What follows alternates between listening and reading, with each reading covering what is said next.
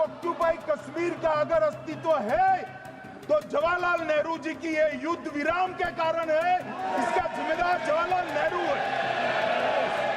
Tiger Memon 93 में भागा, कांग्रेस की सरकार। अनीस इब्राहिम कासकर 93 में भागा, इनकी सरकार। रियाज भटकल 2007 में भागा, इनकी सरकार। इकबाल भटकर 2010 में भागा, इनकी सरकार। मिर्जा सादा बेग 2009 में भागा, इनकी सरकार। अब मान्यवर मेरा तो जवाब मांग लिया, हमारे सुरक्षा बलों ने मेरा जवाब भी दे दिया, अब राहुल गांधी इसका जवाब दे।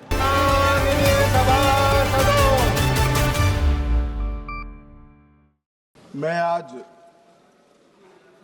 पहलगांव में निर्दोष यात्रियों की नृशंस हत्या पाकिस्तानी आतंकवादियों के द्वारा जो की गई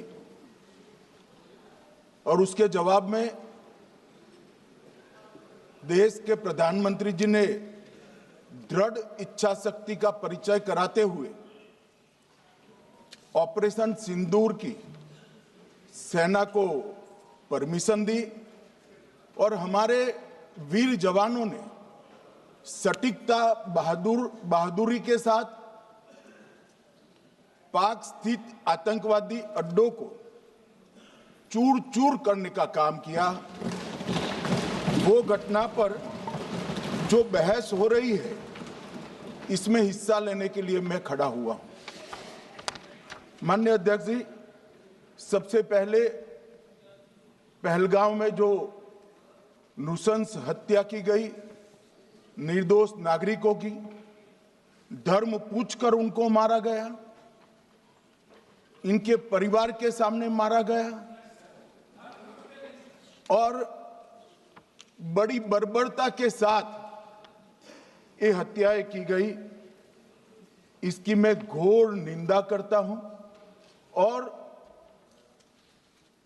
जो मारे गए हैं इनके परिजनों के साथ अत्यंत हृदय की गहराइयों से मैं संवेदना भी व्यक्त करना चाहता हूं।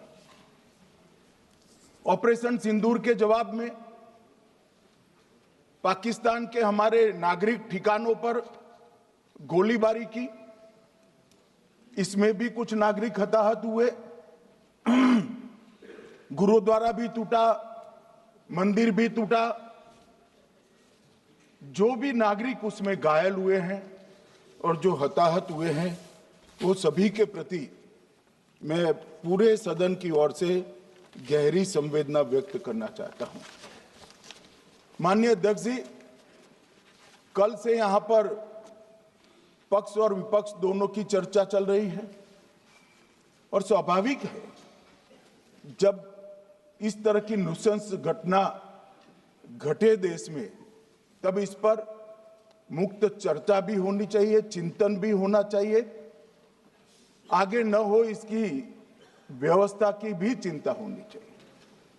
माननीय अध्यक्ष जी, मैं विषय पर आने से पहले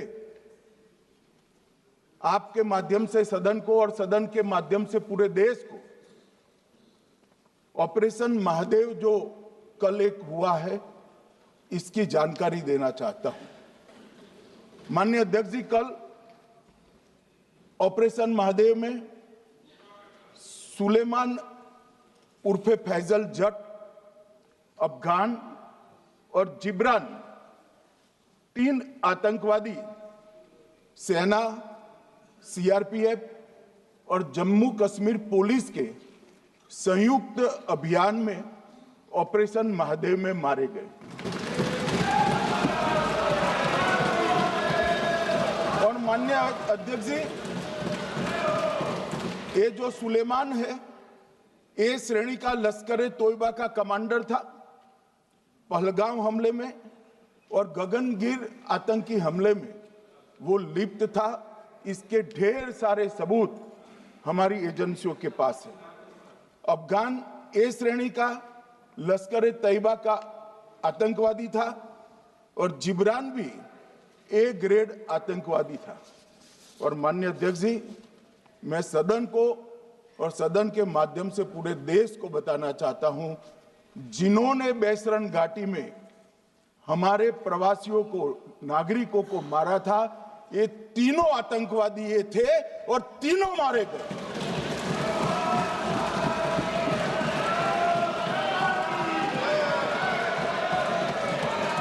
और मान्यवर, मैं आज इस सदन के माध्यम से सेना के पैरा 4, सीआरपीएफ के सारे जवान जो अभियान में शामिल थे और जम्मू कश्मीर पुलिस के जो जवान थे, वो सभी को सदन और पूरे देश की ओर से बहुत बहुत साधुवाद देना चाहता हूं। माननीय अध्यक्ष जी, मैं इस ऑपरेशन महादेव के बारे में थोड़ा डिटेल में बताना चाहूंगा।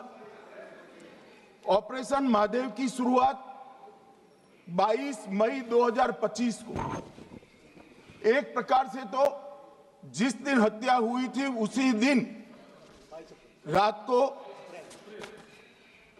22 मई 2025 को हुई। जिस दिन हत्या हुई थी उसी दिन रात को एक सुरक्षा मीटिंग की गई थी जम्मू कश्मीर में।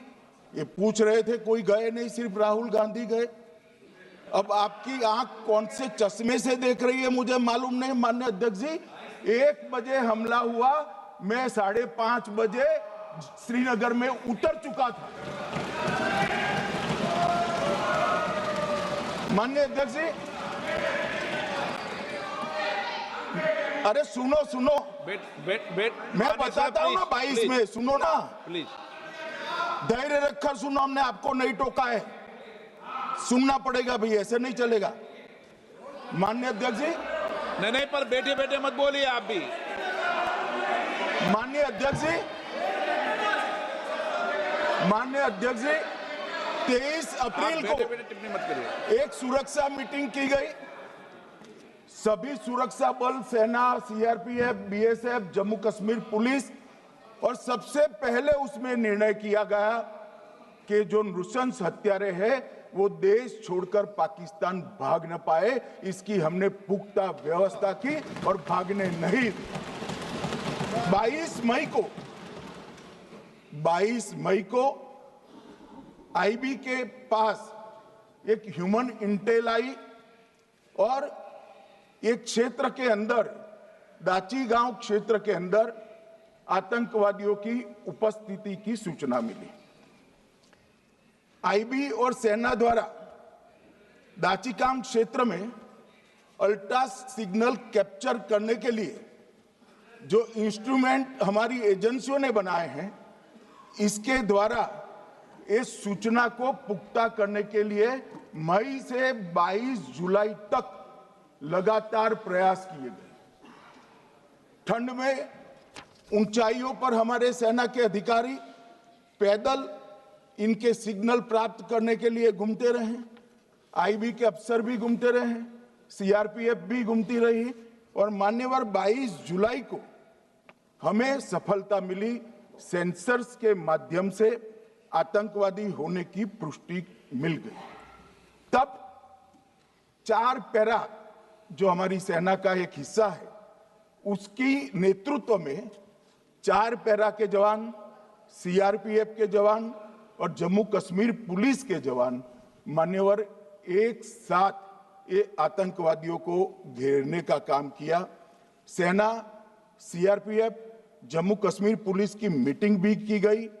जो 5 ह्यूमन एसेट्स थे उनको भी वहां भेजा गया, और कुल मिलाकर कल जो ऑपरेशन हुआ, इसमें हमारे निर्दोष नागरिकों को मारने वाले तीनों आतंकी मौत के घाट उतार दिए। मान्यवर, तीनों के नाम मैंने बताए हैं, सुलेमान उर्फे फैजल जट, अफगान और जिब्रान। मान्यवर, वो तो एक आशंका थी कि यही लोगों ने घटना की है, मगर मैं बाद में एनआईए की जांच पर आता हूं, एनआईए ने पहले से ही इनको जिन्होंने आसरा लिया था वो लोगों को गिरफ्तार कर कर रखा था, उनको खाना पहुंचाने वाले लोगों को अपने कब्जे में रखा था। तो जब आतंकवादियों के शव श्रीनगर आए, इनसे पहचान कराई गई, 4 लोगों ने पहचान लिया, यही 3 लोग थे जिन्होंने पहलगांव में आतंकी घटना को। मगर हमने इस पर भी भरोसा नहीं किया मान्यवर, कोई जल्दबाजी नहीं की। हमने जो आतंकी घटना स्थान से कारतूस मिले थे, वो कारतूस का एफएसएल रिपोर्ट पहले से करा कर रखा था और चंडीगढ़ सेंट्रल एफएसएल के अंदर बैलिस्टिक रिपोर्ट के आधार पर उनका रिपोर्ट तैयार था। जब ये कल आतंकवादी मारे गए, इनकी 3 राइफलें पकड़ी गई, एक M9 अमेरिकन राइफल थी और 2 AK-47 राइफल थी। जो कारतूस मिले थे वो भी M9 और AK-47 के भी थे, मगर हमने इससे भी संतोष नहीं माना। ये राइफलों को एक विशिष्ट विमान के द्वारा कल रात को 12 बजे चंडीगढ़ पहुंचा गया और पूरी रात फायरिंग कर कर इसके भी खाली खोखे जनरेट किए गए। 2 खोखों का मिलान किया गया, राइफल की नाली और निकले हुए खोखों का भी मिलान हो गया। तब ये तय हो गया कि इन्हीं 3 राइफलों से हमारे निर्दोष नागरिक मारे गए। और मान्यवर,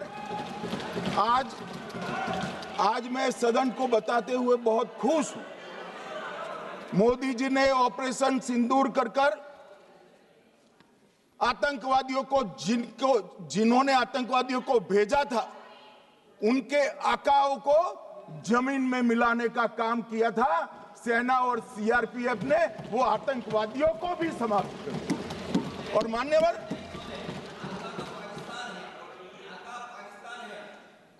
कौन पाकिस्तान से आपकी बात होती है क्या? अरे बैठ जाओ भाई।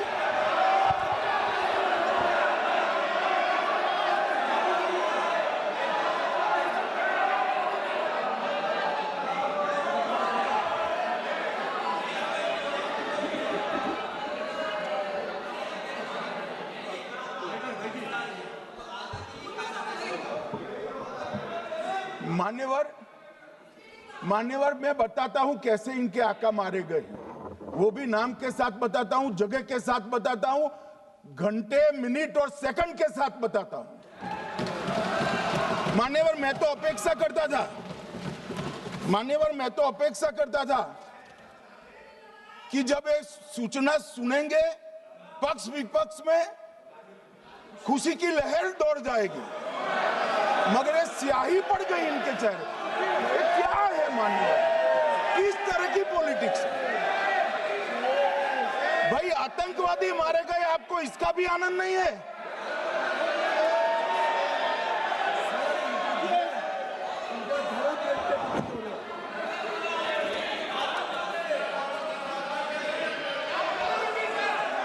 अखिलेश जी बैठ जाइए, मेरा पूरा जवाब सुनिए, आपका सब जवाब आ जाएगा। भाई आप आतंकवादियों का धर्म देखकर दुखी मत होइए।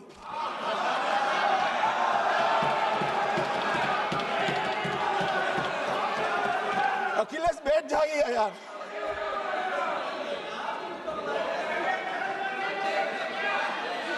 अखिलेश जी बैठ जाइए। मान्यवर, किसी को संशय रखने की जरूरत नहीं है। बैलिस्टिक रिपोर्ट मेरे पास है, मेरे हाथ में है और 6 वैज्ञानिकों ने इसको क्रॉस चेक किया है। सुबह 4:46 पर फोन पर मुझे 6 ने वीडियो फोन पर कहा है कि 100% वही गोलियां हैं जो वहां चलाई। मान्यवर, ये हमारे देश की सेना, सीआरपीएफ और जम्मू कश्मीर पुलिस, ये तीनों का एक साझा बहुत बड़ा कामयाबी है, जिस पर 140 करोड़ को नाज होना चाहिए, देश की जनता को नाज। मान्यवर, मैं तो गया था वहां पर, जब ये घटना हुई दूसरे दिन इनके परिजनों को मिला था। 6 दिन की शादी वाली बच्ची विधवा होकर मेरे सामने खड़ी थी। आज तक मैं वो दृश्य नहीं भूल सकता। मगर आज सारे परिजनों को मैं कहना चाहता हूं कि मोदी जी ने ऑपरेशन सिंदूर से भेजने वालों को भी मारा और हमारे सुरक्षा बलों ने जिनको भेजा था उनको भी मारा और एक ऐसा सबक सिखाया है कि आने वाले कई दिनों तक कोई ऐसी हिम्मत नहीं कर पाएगा। मान्यवर, मैं थोड़ा एनआईए की जांच के बारे में भी बताना चाहूंगा। मान्यवर, जिस दिन लश्कर ए तोयबा ने और इसके आउटफिट टीआरएफ ने इसकी जिम्मेदारी ली, उसी दिन हमने तय कर लिया था कि ये जांच एनआईए को सौंप दी जाएगी, क्योंकि एनआईए आतंकवाद के केसों की जांच के लिए, वैज्ञानिक तरीके से जांच करने के लिए और सजा कराने के लिए महारत हासिल की हुई विश्व मान्य एजेंसी है, जिसका सजा कराने का दर 96% से ज्यादा है। मान्यवर, हमने तुरंत ही इसकी जांच एनआईए को दे दी। हमने पूरी व्यवस्था की। सेना, बीएसएफ, सीआरपीएफ और जम्मू कश्मीर पुलिस ने कि लोग देश छोड़कर भाग न जाए। और मान्यवर, इसकी जांच की शुरुआत हुई। एक थकाने वाली बहुत लंबी जांच हुई है। जांच के दौरान मृतक के परिजन जो साथ में थे उनको सभी को चर्चा किए गया। पर्यटकों, खच्चर वालों, पोनी वालों, फोटोग्राफर, कर्मचारियों, विभिन्न दुकान में काम करने वाले लोगों, कुल मिलाकर 1055 लोगों की लंबी 3000 घंटे से ज्यादा पूछताछ इंफॉर्मेशन के लिए की गई और इस सबको वीडियो पर रिकॉर्ड कर दिया गया। और बाद में इसके आधार पर स्केच बनाया गया और ढूंढते 22/6/25 को एक बशीर की पहचान की गई और परवेज की पहचान की गई, जिन्होंने आतंकवादी घटना के अगले दिन आतंकवादियों को शरण दी थी। उनको अपने ढोक में रखा था। वो दोनों को गिरफ्तार कर लिया गया। अब वो हमारी कस्टडी में है। दोनों गिरफ्तार अपराधियों ने खुलासा किया कि 21/4/25 की रात को 8 बजे 3 आतंकवादी बेसरन से लगभग 2 किलोमीटर दूर स्थित परवेज ढोक में आए थे। आतंकवादियों के पास AK-47 और M9 कार्बाइन थी। जो 2 आतंकवादियों ने काली पोशाक पहनी थी और एक ने छद्म वेश किया था। खाना खाया, चाय पी और ढोक से निकलते वक्त कुछ खाना, नमक, मिर्च और मसाले लेकर वो चले गए। मान्यवर, उस वक्त हमने जिन खोखों को रिकवर किया था, इसको हमने चंडीगढ़ FSL में टेस्टिंग के लिए भेज दिया। और जब चंडीगढ़ FSL में टेस्टिंग के लिए भेजा गया तो वही राइफल से एपको आतंकी हमला हुआ था, वो भी निश्चित हुआ। तो आज इसके साथ साथ दूसरे एपको आतंकी हत्या को अंजाम देने वाले आतंकियों का भी इसके साथ ही समाप्ति हुई है, उनको मार दिया गया है। मान्यवर, और इसके बाद में स्केच बनाया गया। गिरफ्तार किए गए दोनों आरोपियों की माता जो थी, इन्होंने ये तीनों आतंकियों के मृतदेहों को पहचान लिया है।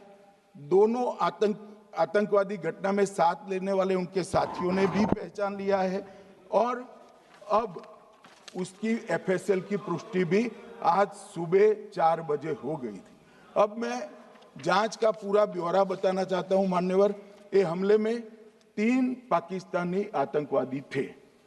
हमले में 2 AK-47 और 1 M9 कार्बाइन का प्रयोग किया गया था। और अब जो पकड़े गए हैं, इसके सुलेमान के कारण एपको का मामला भी आज रिजॉल्व हो रहा है और आतंकवादियों को पनाह देने वाले 2 स्थानीय लोगों को भी इस केस में पकड़ लिया गया है। अब मान्यवर कल पूछते थे कहां से आए, कहां गए, किसकी जिम्मेदारी है। भाई जिम्मेदारी हमारी ही है, हम सरकार में हैं, हमारी ही जिम्मेदारी। मगर मैं पूछता हूं जब आप सरकार में थे तब क्या क्या हुआ था, इसकी जिम्मेदारी किसकी थी और क्यों निर्वहन नहीं किया, वो भी बाद में पूछूंगा, जरा धीरज से सुनना। मगर मान्यवर मुझे एक बड़ा दुख हुआ। कल इस देश के पूर्व गृह मंत्री चिदंबरम जी ने सवाल उठाया कि क्या प्रूफ है कि ये आतंकवादी पाकिस्तान से आए, और मान्यवर कब उठाया, जब संसद में चर्चा होने वाली थी। क्या कहना चाहते हैं चिदंबरम साहब, किसको बचाना चाहते हैं, पाकिस्तान को बचाकर आपको क्या मिलेगा। वो ये कह रहे हैं कि और क्या है, मत जवाब दो।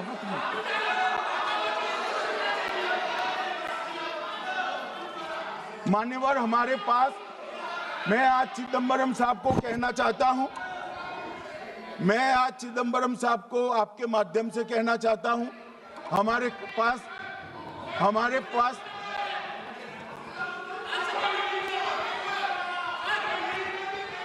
मान्यवर हमारे पास प्रूफ है, वो भी मैं सदन के सामने रखना चाहता हूं कि तीनों पाकिस्तानी थे।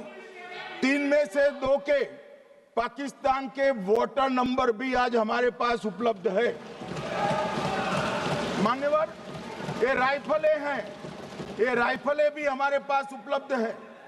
इनके पास से जो चॉकलेटें मिली हैं, वो चॉकलेटें ढोक में से मिली, वो भी पाकिस्तान की बनाई हुई चॉकलेट है। मान्यवर ये कहते हैं कि पाकिस्तानी नहीं थे, इसका मतलब पूरी दुनिया के सामने इस देश का एक पूर्व गृह मंत्री पाकिस्तान को क्लीन चिट दे रहा है।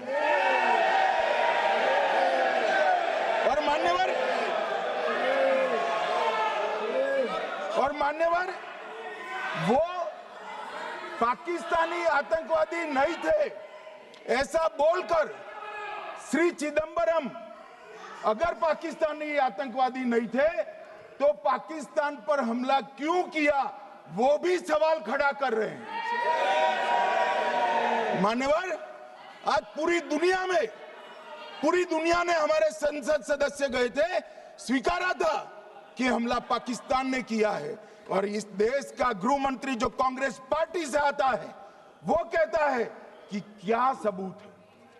अरे मुझसे मांगते मैं दे देता, टीवी से मांगते हैं, पूरी दुनिया के सामने उजागर करते हैं, शक सुबह खड़ा करते हैं।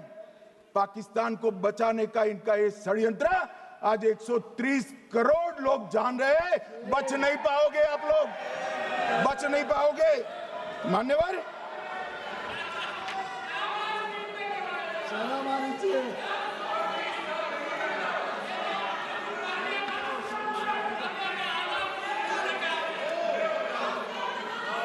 मान्यवर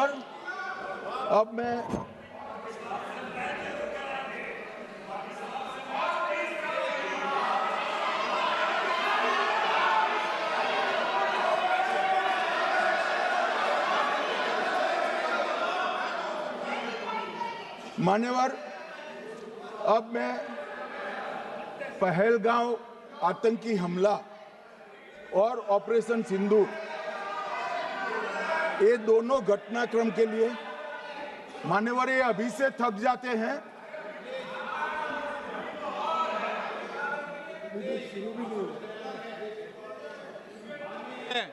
प्लीज बैठिए।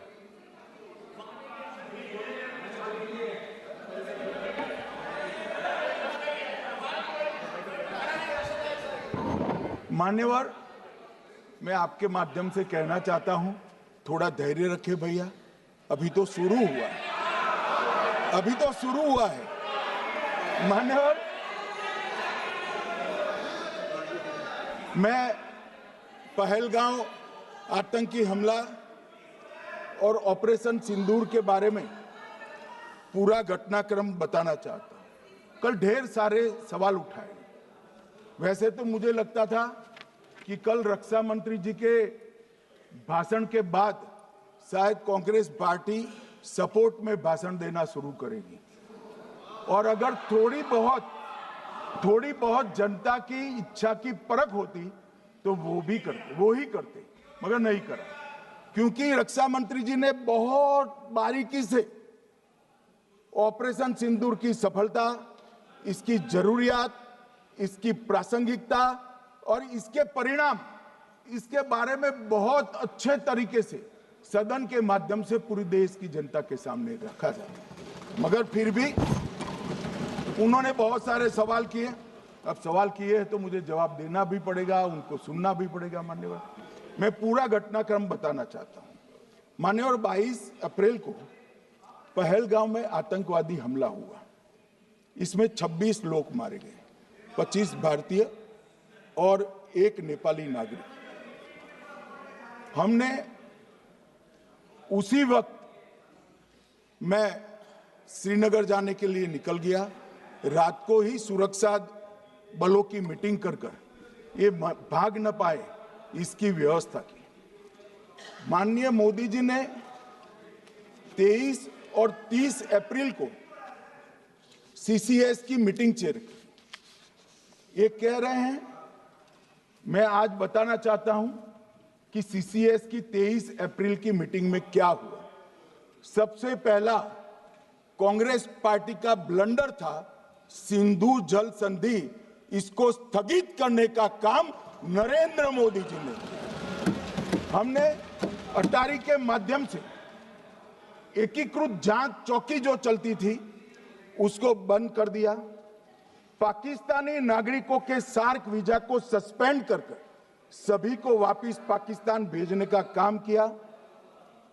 पाकिस्तान स्थित उच्चायोग ने रक्षा, सैन्य, नौसेना के सलाहकारों को अवांछनीय व्यक्ति घोषित किया, संख्या को 55 से घटाकर 30 किया और सीसीएस ने ये संकल्प लिया कि जहां पर भी ये आतंकवादी छुपे हैं उनको और उनकी ट्रेनिंग करने वाले अड्डों को सेना, पुलिस, सीआरपीएफ, बीएसएफ उचित जवाब देगी। मान्यवर, जिस तारीख को ये हुआ उसी दिन ये निर्णय हो चुका। मान्यवर, इसके बाद में कल गोगाई जी कहते थे मोदी जी 24 को पहलगाम जाने की जगह बिहार गए। सुनो यार। मान्यवर, मोदी जी जब ये पहलगाम घटना हुई यहां नहीं थे, विदेश में थे। आने के बाद तुरंत सीसीएस बैठक की और मोदी जी जिस दिन बिहार गए उस दिन पहलगाम में कोई नहीं था, सिर्फ राहुल गांधी थे। सारे लोग चले गए थे, सारे लोग वहां से अपने अपने ठिकाने पर चले गए थे। मगर इन्होंने एक बात कही, उस पर मेरी आपत्ति है। मान्यवर, उन्होंने कहा 24 अप्रैल को चुनावी भाषण किया। मान्यवर, देश का नेतृत्व करने वाले देश के प्रधानमंत्री की फर्ज होती है कि देश की संप्रभुता पर, देश के नागरिकों पर अगर ऐसा जघन्य हमला होता है तो जनता की भावनाओं के अनुरूप जवाब देना चाहिए। मान्यवर, मैं आज आपकी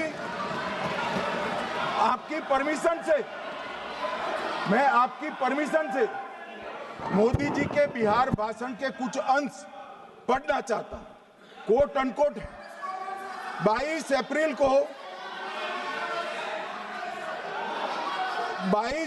को पहलगाम का यह हमला केवल निहत्थे पर्यटकों पर नहीं बल्कि पूरे भारत की आत्मा पर एक दुस्साहसपूर्ण प्रहार है। आतंकवाद के प्रति दृढ़ और कड़ा रुख, आतंकियों और इसके हमले की साजिश रखने वालों की कल्पना से भी बढ़कर उनको सजा दी जाए। मान्यवर, महत्वपूर्ण है आतंकियों और इसकी साजिश रचने वाले दोनों को। आतंकियों की बची खुची जमीन भी मिट्टी में मिलाने का समय आ गया है।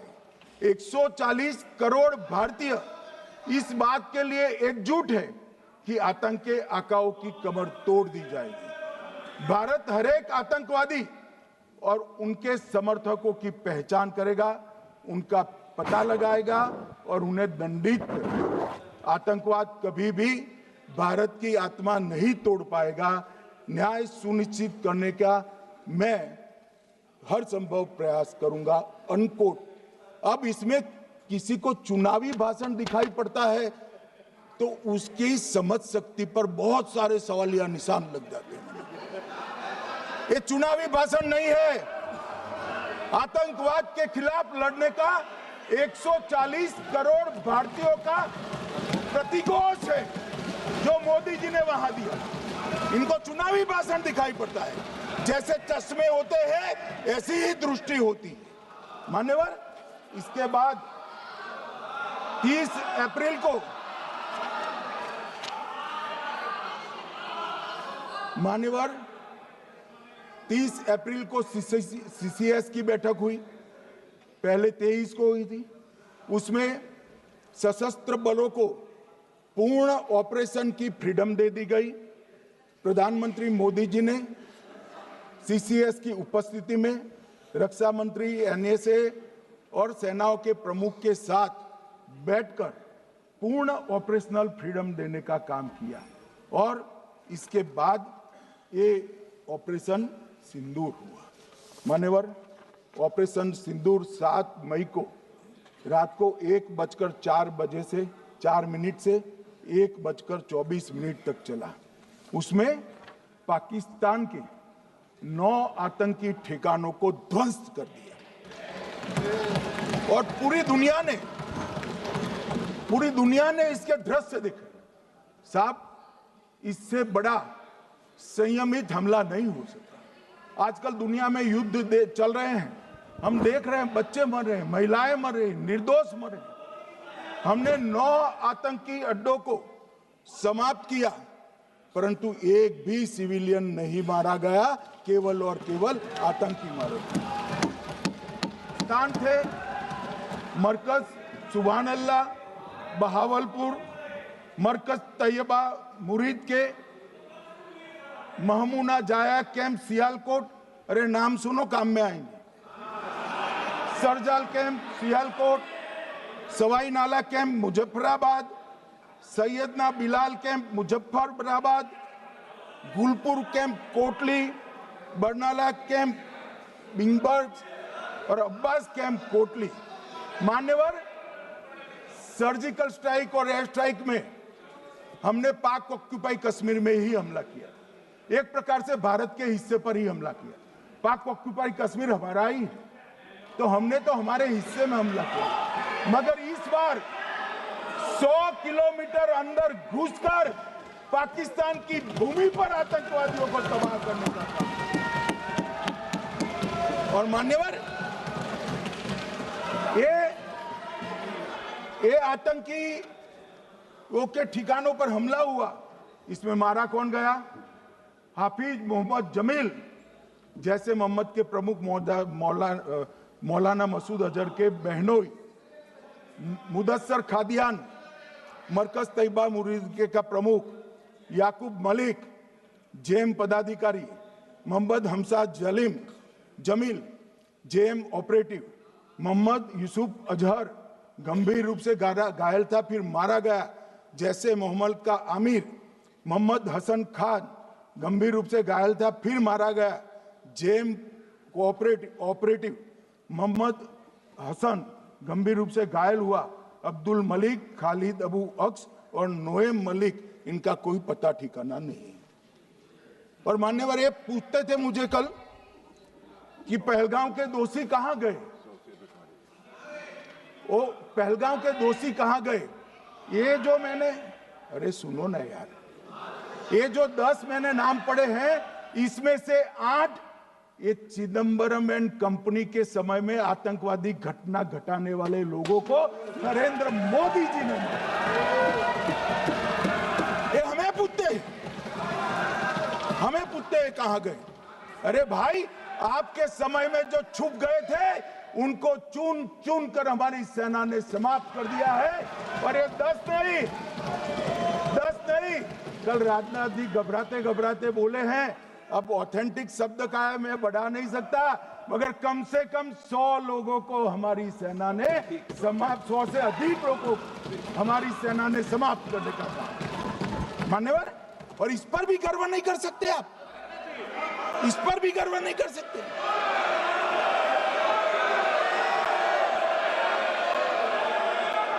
मान्यवर,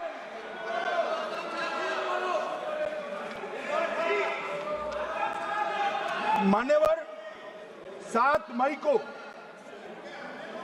1:26 पर 22 मिनट पर ये हमारा काम समाप्त हो गया।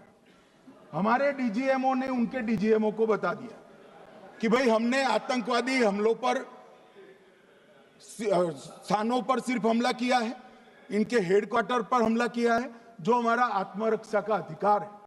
पूरी दुनिया इसको एक्नॉलेज करती है।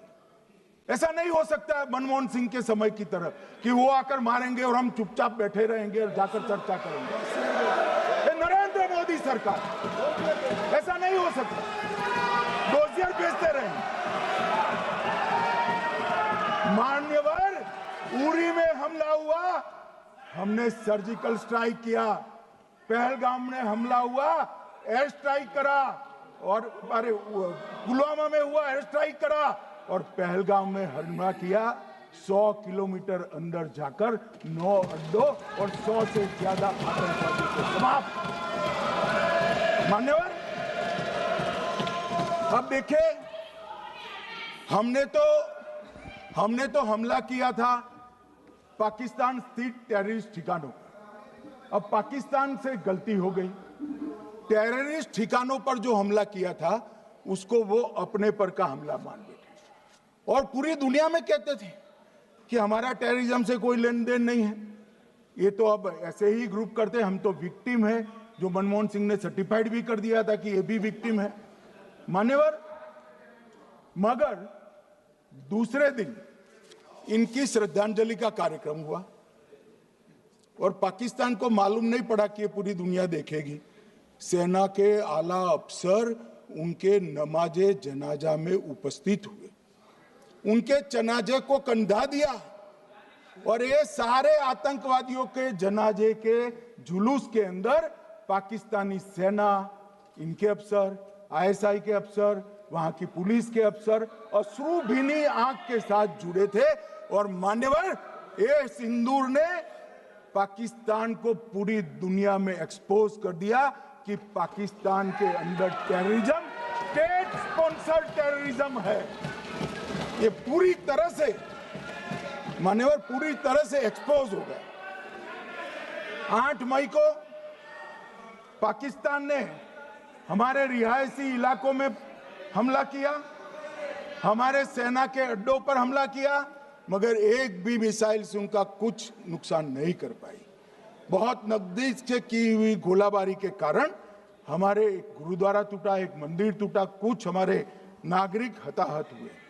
और दूसरे दिन 9 मई को मोदी जी ने सेना को हुक्म दिया, एक मीटिंग करी, राजनाथ जी, मोदी जी, एनएसए, सेना के सारे अध्यक्ष, और जवाब देने का तय किया और उनके 11 एयरबेस को क्षतिग्रस्त करने का काम किया।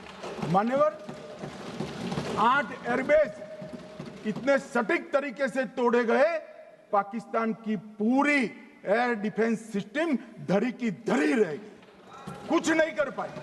नूर खान चकलाला एयरबेस तोड़ दिया गया, मुरीद तोड़ दिया गया, सुगुर्दा तोड़ दिया गया, रफीकी तोड़ दिया गया, रहीम यार खान तोड़ दिया गया, जकोबाबाद तोड़ दिया गया, सुक्कुर और भोलारी भी तोड़ दिया गया।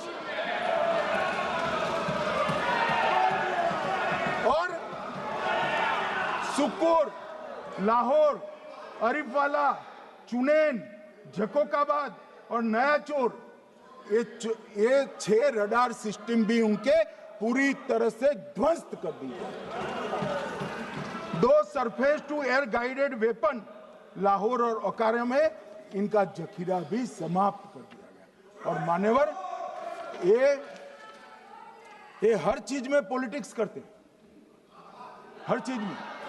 जब उन्होंने हमारे रिहायशी इलाकों पर हमला किया, फिर भी हमने इनके रिहायशी इलाकों पर हमला नहीं किया, सिर्फ इनके एयरबेस और एयर डिफेंस सिस्टम को निशाना बनाया और उनकी आक्रमण करने की क्षमता को पंगु कर रख दिया। हमारी पूरी सेना, पूरी वायुसेना, पूरी नौसेना अक्षुण्ण थी और उनकी हमला करने की क्षमता को हमने छिन्न विछिन्न कर दिया। पाकिस्तान के पास शरण में आने के अलावा और कोई चारा ही नहीं था। इसलिए मान्यवर, इसलिए 10 मई को डीजीएमओ ने, पाकिस्तान के डीजीएमओ ने भारत के डीजीएमओ को फोन किया और 5 बजे हमने इस संघर्ष को विराम किया। अब मान्यवर,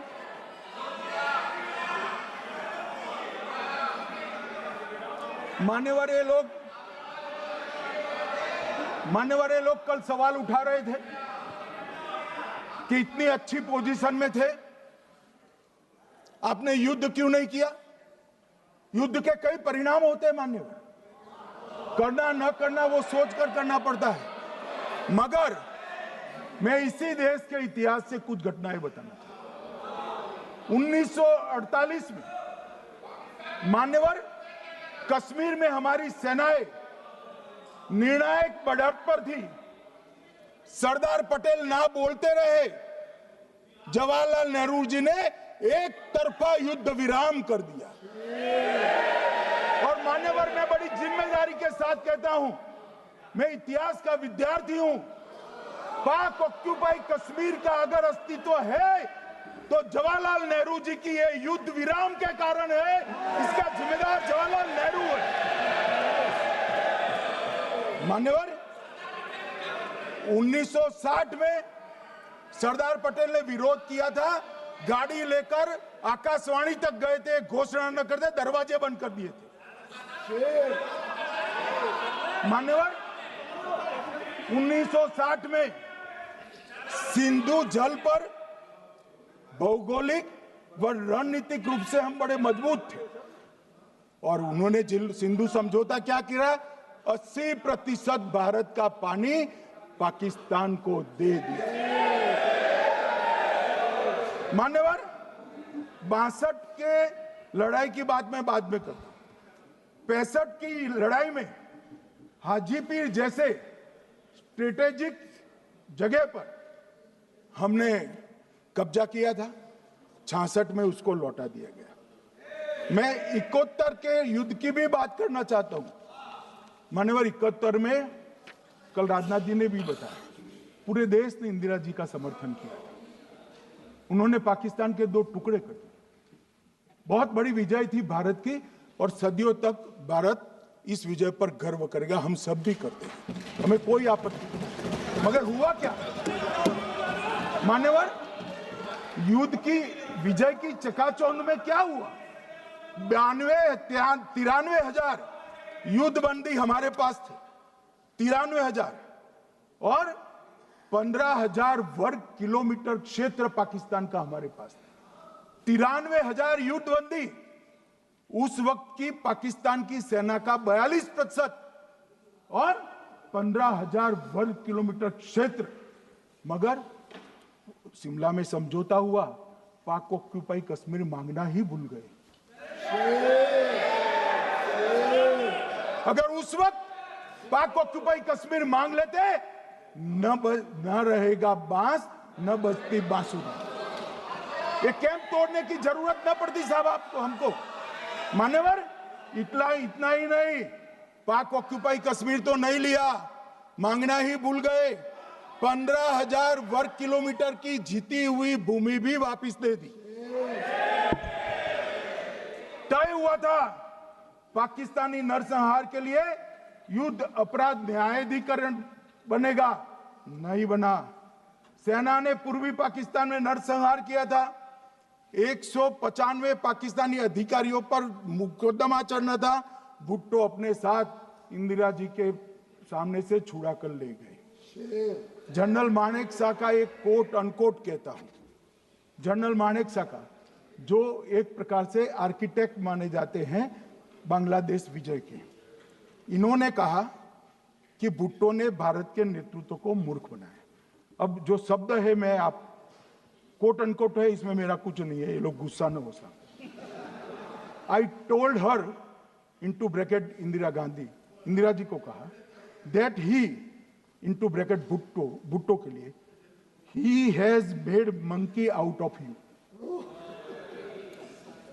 समझ में आता है?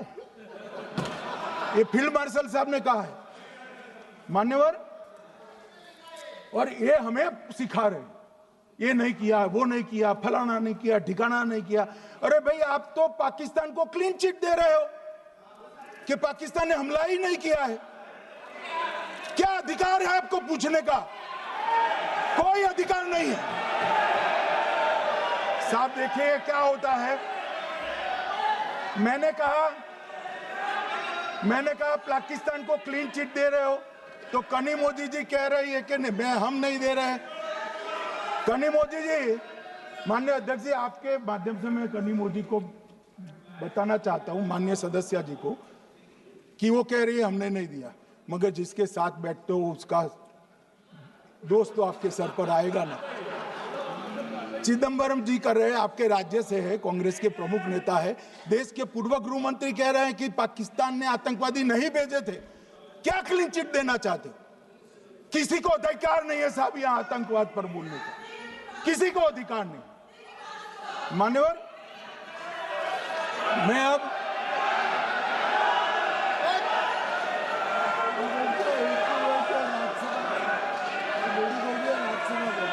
मान्यवर, मैं उनको बताना चाहता हूं, अभी आधा भी नहीं हुआ है, जरा सुनो।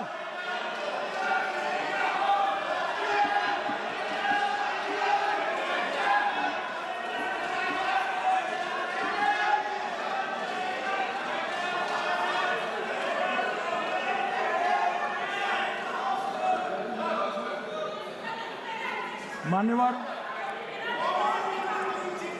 62 के चिन्ह में क्या हुआ, 62 के युद्ध में क्या हुआ? मन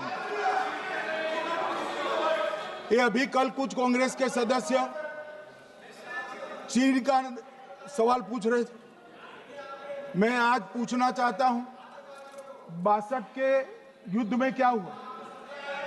38,000 वर्ग मीटर, पूरा सदन ध्यान से सुने, 38,000 वर्ग मीटर अक्साई चीन का हिस्सा चीन को दे दिया गया। और वर्ग किलोमीटर ही बोला, वर्ग किलोमीटर। और मान्यवर, ऐसी ही चर्चा उस वक्त सदन में हुई। मैं तो बड़ी गंभीरता से जवाब दे रहा हूं, मुझे बोलने नहीं देते। जवाहरलाल नेहरू जी ने क्या कहा? वहां घास का एक तिनका भी नहीं उगता है, वो जगह को क्या करो।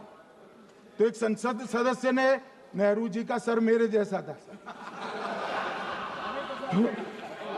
महावीर प्रसाद त्यागी जी ने कहा कि आपके सर पर भी एक बाल नहीं, वो चीन बेच दे क्या? मान्यवर इस तरह से जवाब देते थे, नॉन सीरियस टाइप के जवाब। और कल गोगोई जी बड़ा बड़ा उछल उछल कर बोल रहे थे।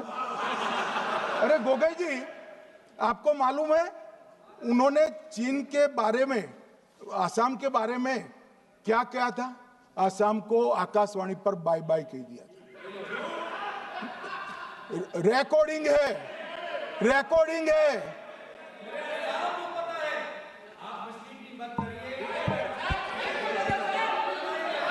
मान्यवर, मैं भी सहमत हूं, मैं भी सहमत हूं, पूरे आसाम को पता है। मान्यवर,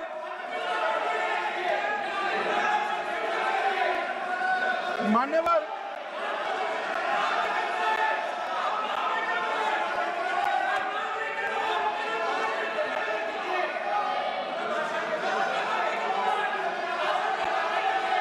मान्यवर, मुझे मालूम है पूरे आसाम को पता है, इसीलिए तो वो विरोध पक्ष में बैठे हैं वहां पर आसाम में, पूरे आसाम को पता है। और मान्यवर,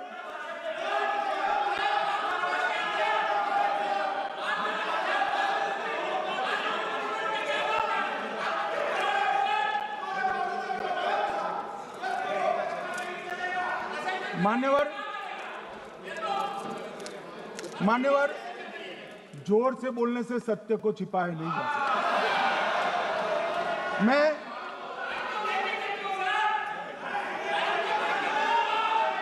मान्यवर, मैं selected words of Jawaharlal Nehru series volume 29 पृष्ठ 231 पर से एक जवाहरलाल नेहरू जी के पत्र को कोट करना चाहता हूं। अनौपचारिक रूप से संयुक्त राज्य अमेरिका ने यह सुझाव दिया कि चीन को संयुक्त राष्ट्र में तो ले लिया जाए, मगर सुरक्षा परिषद को नहीं। सुरक्षा परिषद में भारत को लेना चाहिए। यह अमेरिका का प्रस्ताव था। नेहरू जी ने कहा, हम इसे स्वीकार नहीं करते क्योंकि इससे चीन के साथ हमारे संबंध खराब होंगे और चीन जैसे महान देश को बुरा लगेगा। मान्यवर, आज चीन सुरक्षा परिषद में है और भारत बाहर है। मोदी जी प्रयास करें अंदर ले जाने का, इसका कारण जवाहरलाल नेहरू का ये स्टैंड है।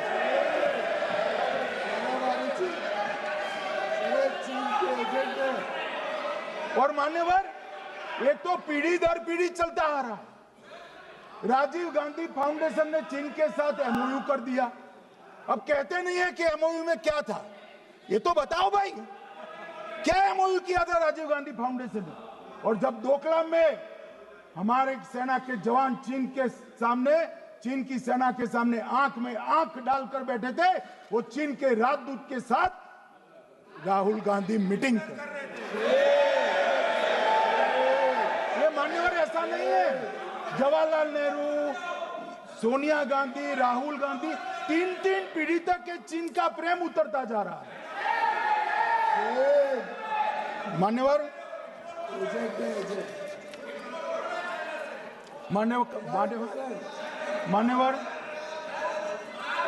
मैं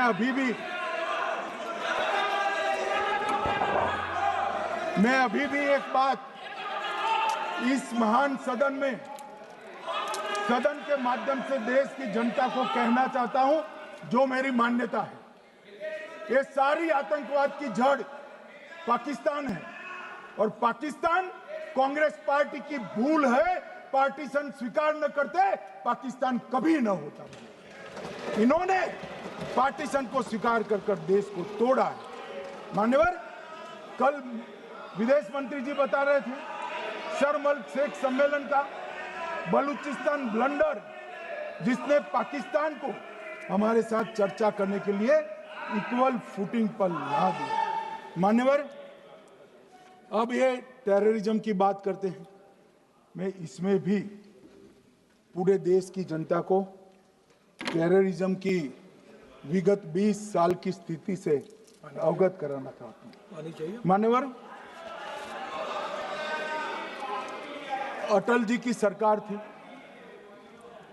2002 में टेररिज्म को समाप्त करने के लिए अटल जी की सरकार, एनडीए की सरकार, भाजपा सरकार पोटा का कानून लेकर आई। मान्यवर, मैं सदन को याद कराना चाहता हूं, पोटा कानून का विरोध किसने किया था? किसने किया? कांग्रेस पार्टी ने किया। हमारे पास बहुमत नहीं था राज्यसभा में। मजबूरन हमने कानून को गिर गया, मजबूरन संयुक्त सत्र बुलाना पड़ा और पोटा कानून संयुक्त सत्र में पारित हुआ। देश नहीं भूल सकता मान्यवर। और पोटा कानून को रोककर आज भी कांग्रेस पार्टी के नेता जब बोले तब कहे, पोटा कानून को रोककर किसको बताना चाहते थे आप? किसको बचाना चाहते थे? पोटा तो आतंकवादियों के खिलाफ था। पोटा को रोककर अपनी वोट बैंक का उल्लू सीधा करने के लिए आप आतंकवादियों को बचाना चाहते। और मान्यवर, 2004 में अटल जी की सरकार गई, मनमोहन सिंह, सोनिया गांधी की सरकार आई। आते ही पहला काम क्या किया मान्यवर? पहली ही कैबिनेट में पोटा कानून को रद्द कर दिया। मैं फिर से पूछता हूं, किसके फायदे के लिए कांग्रेस पार्टी ने पोटा कानून रद्द किया? जवाब दीजिए जरा यहां पर। और मान्यवर, इसके बाद क्या हुआ? 2004 के दिसंबर में पोटा कानून रद्द हुआ। 2005 में अयोध्या में रामलल्ला के टेंट पर हमला हुआ, आतंकवादी मारे गए। मुंबई लोकल ट्रेन 2006-5 में रामलल्ला पर हमला, 6 में मुंबई ट्रेन में बम धमाके, 187 लोग मारे गए। 2006 डोडा उधमपुर में हिंदुओं पर हमला, 34 लोग मारे गए। 2007 हैदराबाद 44 लोग मारे गए। 2007 यूपी लखनऊ वाराणसी 13 लोग मारे गए। रामपुर सीआरपीएफ कैंप, वहां पर हमला हुआ 2008 में। 2008 में श्रीनगर के आर्मी के काफिले पर हमला हुआ, 10 सुरक्षा बल मारे गए।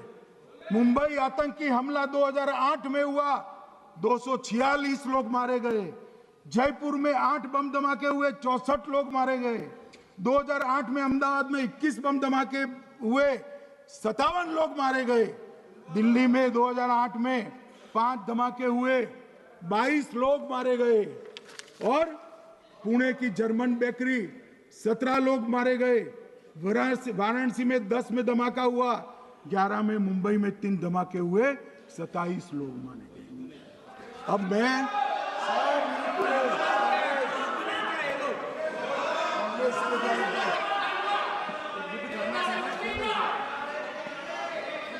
मान्यवर,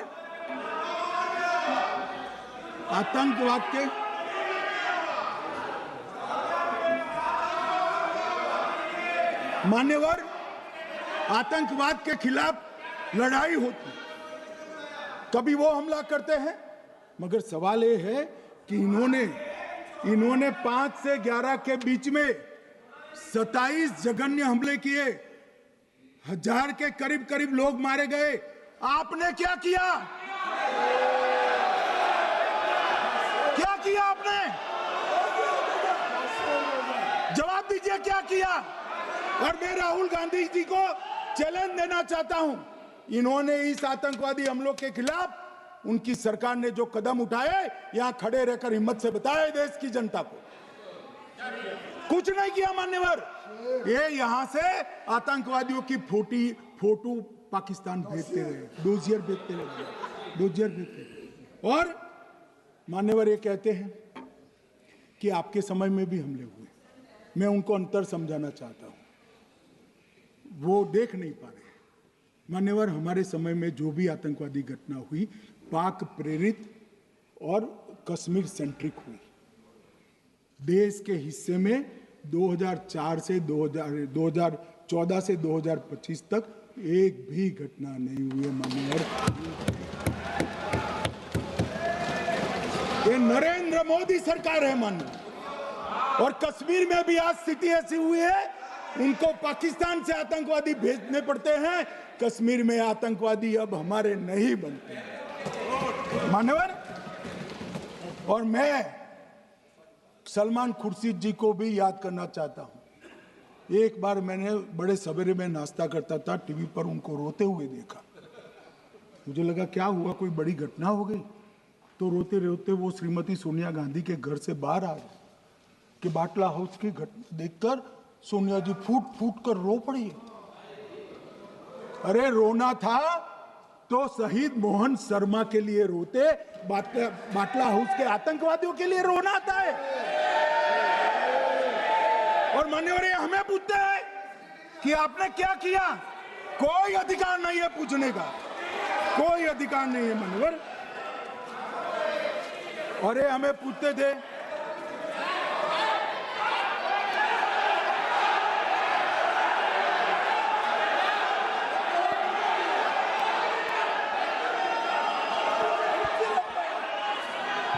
मान्यवर, अभी 25% बाकी।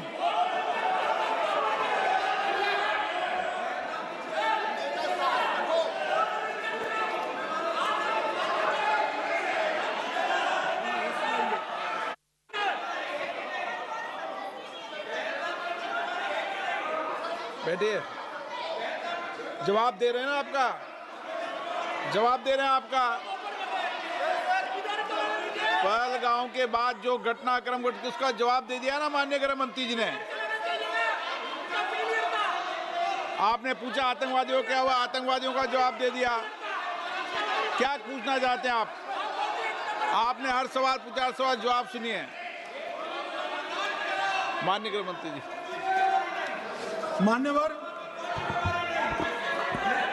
मान्यवर, इन लोगों को कल ऐसा था कि ये जो बेसरन के गुनहगार है वो पाकिस्तान भाग गए, तो बड़े आवाज से पूछते थे भाग गए भाग गए भाग गए, गृह मंत्री क्या करता है, जिम्मेदारी ले।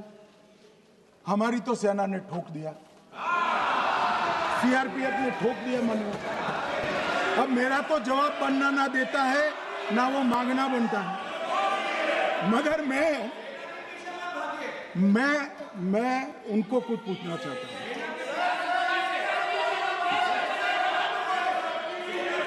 मान्यवर,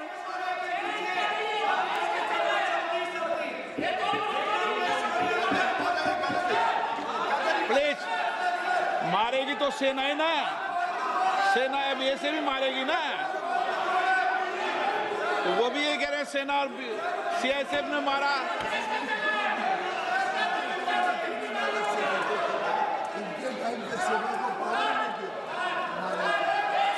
मान्यवर, ये कहते हैं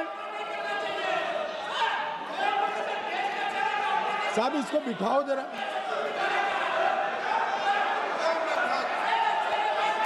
हाँ प्लीज बैठिए बैठिए बैठिए बैठिए बैठिए।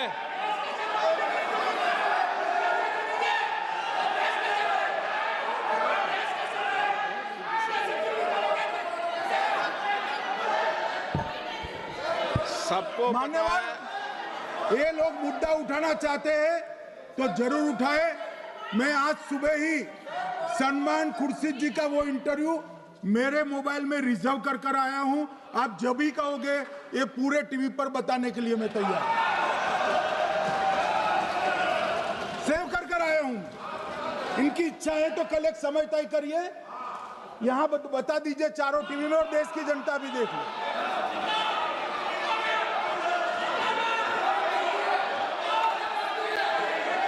मान्यवर कह रहे हैं बताओ, आप बताओ, बताना है या नहीं बताना? नहीं, पूछो ना उनको। प्लीज प्लीज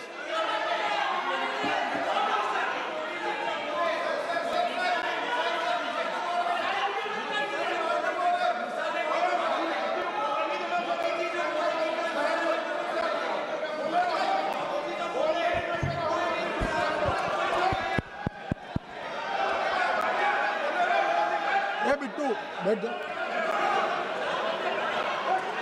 मान्यवर, ये पूछ रहे थे कि क्यों भाग गए।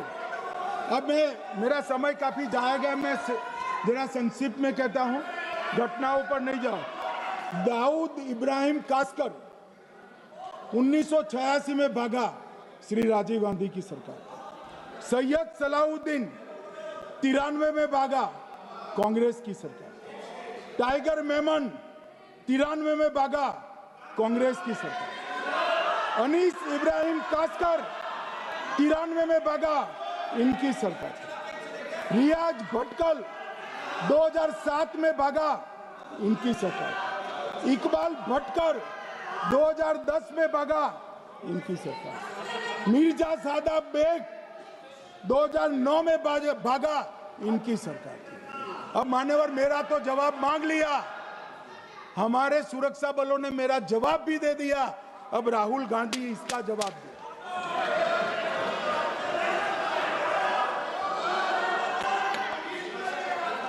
मान्यवर, अब मैं कश्मीर के विषय में मैं बात करना चाहता हूं। कल कहते थे कि गृह मंत्री ने भाषण किया था कि 370 की कलम जाएगी तो आतंकवाद कम हो जाएगा। क्या हुआ? मान्यवर, मेरा हिसाब देना बनता है। हम भारतीय जनता पार्टी के कार्यकर्ता हैं, ये नरेंद्र मोदी जी की सरकार है। हम जवाबदेह होते हैं जनता के प्रति, संसद के प्रति और देश के हितों के प्रति। मैं आज देश की जनता के सामने 2004 से 14 और 2015 से 25 10-10 साल का लेखा जोखा रखना चाहता हूं। 2004 से 14 में अखंड सोनिया मनमोहन की सरकार थी 10 साल की, और 15 से 25 अखंड रूप से नरेंद्र मोदी जी की सरकार। कश्मीर में टेरर इंसिडेंट 7,217 हुए थे 2004 से 14 में। 70% की कमी के साथ 2150 हो गए 1525। नागरिकों की मृत्यु 2004 से 14 में 1770 हुई, 2015 से 25 में कम होकर 357 हो गई, 80%। सिक्योरिटी फोर्सेस की मृत्यु 1060 हो गई उस वक्त, और हमारे समय में 542 हुई, और टेररिस्टों की मृत्यु में 123% की वृद्धि हुई। ये हमें पूछ रहे हैं क्या हुआ? आंकड़े से भाग नहीं सकते भाई, आंकड़े से भाग नहीं सकते। और अब मैं कहता हूं कि धारा 370 ने कश्मीर में आतंकवादी इकोसिस्टम को नष्ट कर दिया है, जिस धारा 370 को आपने इतने साल तक बचा कर। हमने जीरो टेरर प्लान बनाया है, एरिया डोमिनेशन प्लान बनाया है, मल्टी लेवल डिप्लॉयमेंट किया है, सुरक्षा जेलें बनाई हैं, 98% ट्रायल अब वीडियो पर हो रहे हैं। हमने संचार साधन बसाए हैं और 702 फोन विक्रेता जेल में डाले, 2667 सिम कार्ड बन गए। हमने, एक जमाना था साहब 10-10 हजार लोगों के जनाजे निकलते थे, पूरे देश ने घटनाएं देखी होगी, बुरहान वानी मर गए, फला मर गए, ढिका मर गए, 10-10 हजार। अब जो मारा जाता है उसको वही दफना दिया जाता है। किसी भी आतंकवादी को उसका महिमा मंडन करने के लिए जनाजे की इजाजत नरेंद्र मोदी के शासन में नहीं। मान्यवर, आतंकवादियों के सगे वाले और समर्थक चुन चुन कर हमने नौकरियों से निकाले, पासपोर्ट रद्द कर दिए हैं, गवर्नमेंट कॉन्ट्रैक्ट रद्द कर दिए हैं, 75 से ज्यादा आतंकी समर्थकों को कोर्ट से ऑर्डर लेकर सरकार से बर्खास्त कर दिया गया है। बार काउंसिल उनके समर्थकों से भरी थी, सस्पेंड कर नया लोकप्रिय चुनाव हमने कराया है। मान्यवर, कई संगठन बैन करे, मैं बाद में बताता हूं। विशेष यूएपीए अदालतें बनाई हैं, लगभग मार्च 22 से 25 के बीच में यूएपीए के 2267 मामले हमने जब्त किए हैं, दर्ज किए हैं, 374 कुर्की की है। और परिणाम क्या है मान्यवर? ये पूछ रहे हैं परिणाम क्या है? शुतुरमुख वृत्ति से अगर मिट्टी में सर रखकर बैठोगे तो कुछ नहीं, सूर्य भी नहीं दिखेगा। मान्यवर, परिणाम आया है। पहले ऑर्गेनाइज टाउन पेल्टिंग साल की 2654 होती थी एवरेज इनकेस में। कितनी मान्यवर? 2654 पथराव होते हैं, 2024 में 0 हो गए। मान्यवर, ऑर्गेनाइज हड़ताल पाकिस्तान से ऐलान करते थे, घाटी बंद रहती थी। पाकिस्तान की भी हिम्मत नहीं है, घाटी में भी हिम्मत नहीं है। इनके समय में साल में 132 दिन घाटी बंद रहती थी, अब ऑर्गेनाइज हड़ताल 3 साल से 0 है। मान्यवर, टाउन पेल्टिंग में नागरिकों की मृत्यु हर साल 112 होती थी, 3 साल से नागरिकों की मृत्यु 0 है। मान्यवर, जख्मी होते थे 6235 लोग टाउन पेल्टिंग में, आज 0। मान्यवर, आज मैं बताता हूं, एक समय में हुर्रियत के नेताओं को यहां वीआईपी ट्रीटमेंट मिलता, हुर्रियत के साथ चर्चा करते थे, और ये हुर्रियत वाले आते थे, रेड कारपेट पूरा रोड खाली कर कर सीधा आता था और मनमोहन सरकार के दूत इनके साथ चर्चा करते थे। सारे हुर्रियत के कंपोनेंट हमने बैन कर दिए हैं, सारे जेल की सलाखों के पीछे। हम कोई हुर्रियत से बात करना नहीं चाहते। मैं सदन में नरेंद्र मोदी जी की नीति दोहराना चाहता हूं। हुर्रियत टेररिस्ट संगठनों के आउटफिट है, हम इनसे बात नहीं करेंगे। हम अगर किसी से बात करेंगे तो घाटी के युवाओं के साथ बात करेंगे, हुर्रियत के साथ बात। मान्यवर, चुनाव के दौरान डर का माहौल होता था, अब 98.3% मतदान हुआ पंचायत चुनाव। कांग्रेस की बंद बहिष्कार का समय बंद हो गया। सेपरेटिस्ट बात करना चाहते थे, अब वो नहीं कर सकते। और मान्यवर, 2019 के बाद हमने कितने संगठन बैन करे, मैं बोलना चाहता हूं, थोड़ा समय चाहिएगा मान्यवर। The TRF, people's anti fascist front, Tahreek ul Mujahideen, Jamaat ul Mujahideen Bangladesh Hindustan, Jammu Kashmir Ghaznavi force, Khalistan tiger force, Hizb ut Tahrir, Jamaat Islami, जो जमात इस्लामी ने पूरे पाकिस्तान के अंदर एक प्रकार से अलगाववाद का जहर घोला, वो जमात इस्लामी आज बंद कर दिया गया। Jammu Kashmir liberation front, Jammu Kashmir democratic freedom party, Muslim league Jammu Kashmir, Tehreek Hurriyat, Muslim conference Sumji गुट, Jammu Kashmir national front, Jammu Kashmir people's freedom league, Jammu Kashmir people's league, Jammu Kashmir Ittehadul Musalman Awami action committee, Sikh for justice और पॉपुलर फ्रंट ऑफ इंडिया को भी हमने बैन किया। और ये शांति ऐसे नहीं हुई है। और ये कहते हैं कि एक भी घुसपैठ नहीं होती है। कभी गए हो आप पाकिस्तान? तो कई बार गए हो गई आप सीमा पर गए हो? पाकिस्तान तो कई बार गए हो, फिर से बोलता हूं, सीमा पर गए हो, सीमा के माध्यम से पाकिस्तान गए हो। हमारे जवानों की कठिनाई देखो साहब, -43 डिग्री में पहाड़ पर रहकर नदी नालों के बीच में चौकी करते हैं। कोई घुस गए तो क्या हुआ? कोई घुस गया, वो बचेगा नहीं। यहां हम उसको या तो अरेस्ट करेंगे या तो एनकाउंटर में वो मारा जाएगा, बचेगा कोई नहीं। इनको सीमा की भौगोलिक कठिनाइयां मालूम नहीं। वहां मान्यवर कई नदी नाले हैं, वेग से पानी आता है, -46 डिग्री टेम्परेचर है, नीचे सुरंगें बनाते हैं। और ये तो ऐसे कह रहे हैं घुस गए। अरे भाई, आपके मन में तो, आपके समय में तो घुसने की जरूरत ही नहीं थी। आप बुलाते थे वीजा देकर, क्यों घुसेंगे? घुसने की जरूरत ही नहीं। जैसे आप पाकिस्तान जाते हो वैसे वो यहाँ आते। मनोहर, अब ये कैसे हमें पूछ सकते हो? मान्यवर,